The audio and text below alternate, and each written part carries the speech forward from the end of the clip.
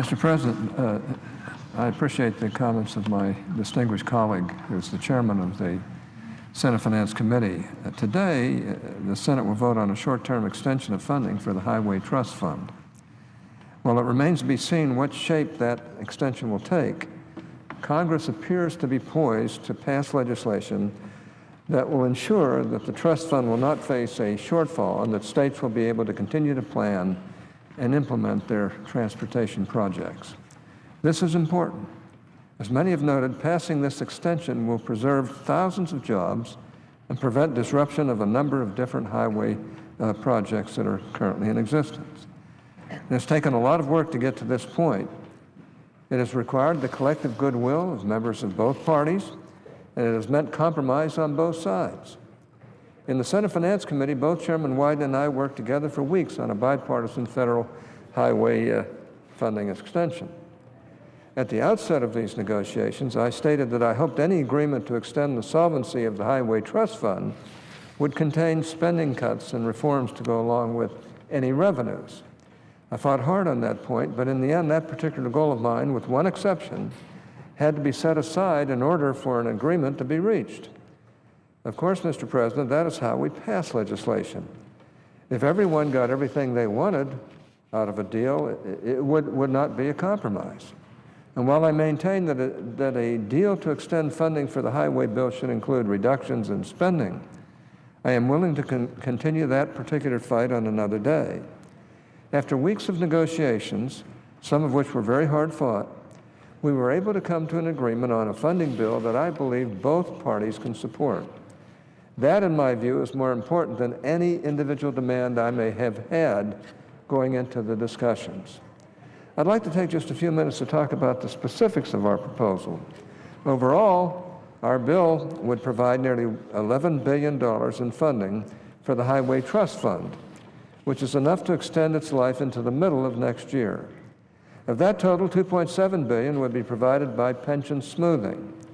I do have to say that I'm not a fan of using pension smoothing as a pay-for on the highway bill or in any other context for that matter.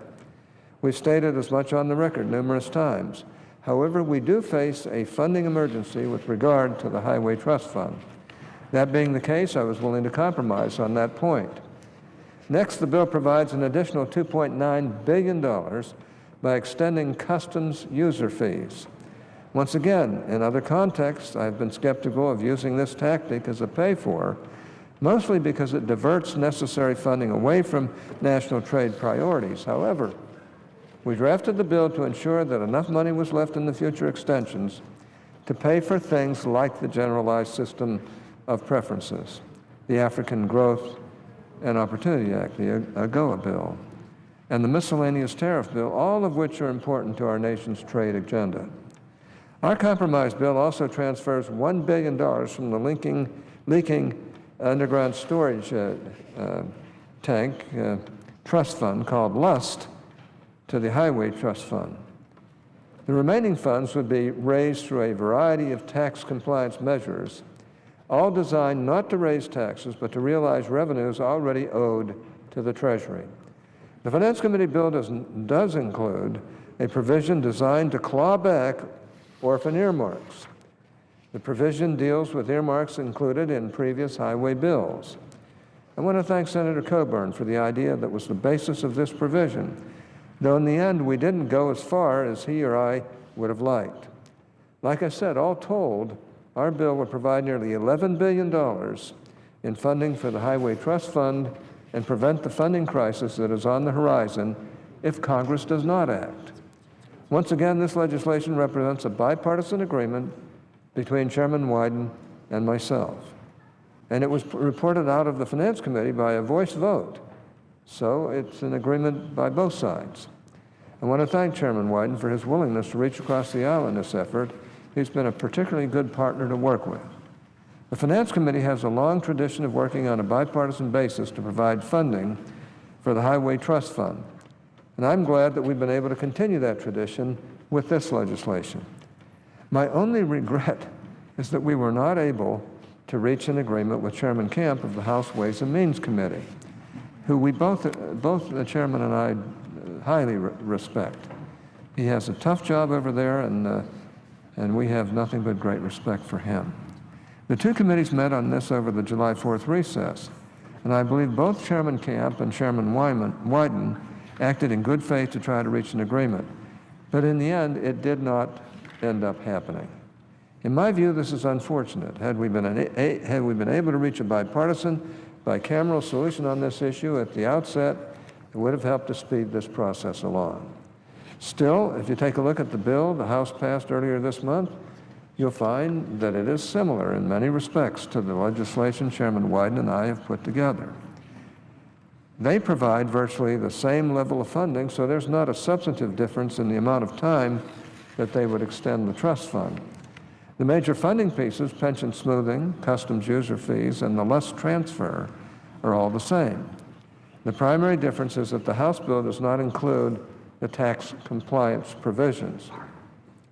Neither the House bill nor our bill is perfect, in my opinion, but they both accomplish the same goal, and they do so in a way that, under the circumstances, I think both Democrats and Republicans can and should support.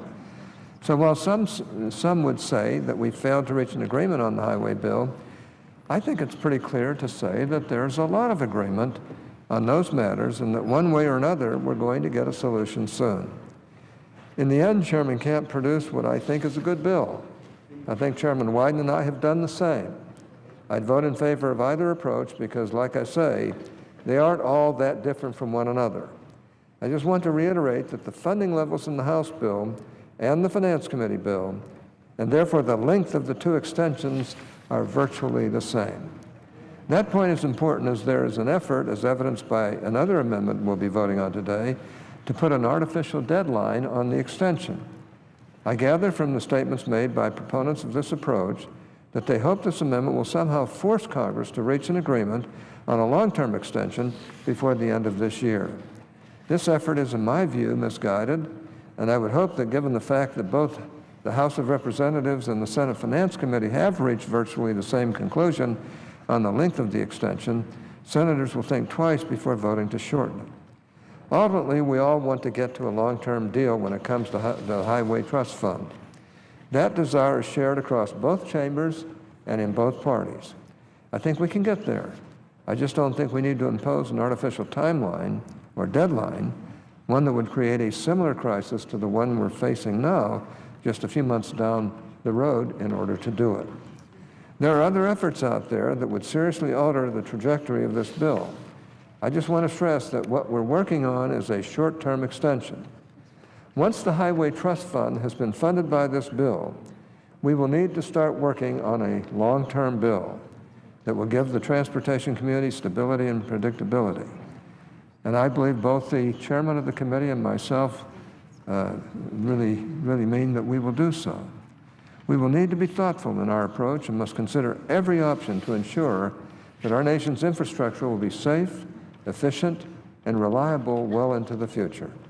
But before we discuss any fundamental changes to the structure of the Highway Trust Fund, we need to get this step out of the way first. As I conclude, Mr. President, I'd like to just take a moment to once again commend our chairman, Chairman Wyden, for his efforts on this legislation.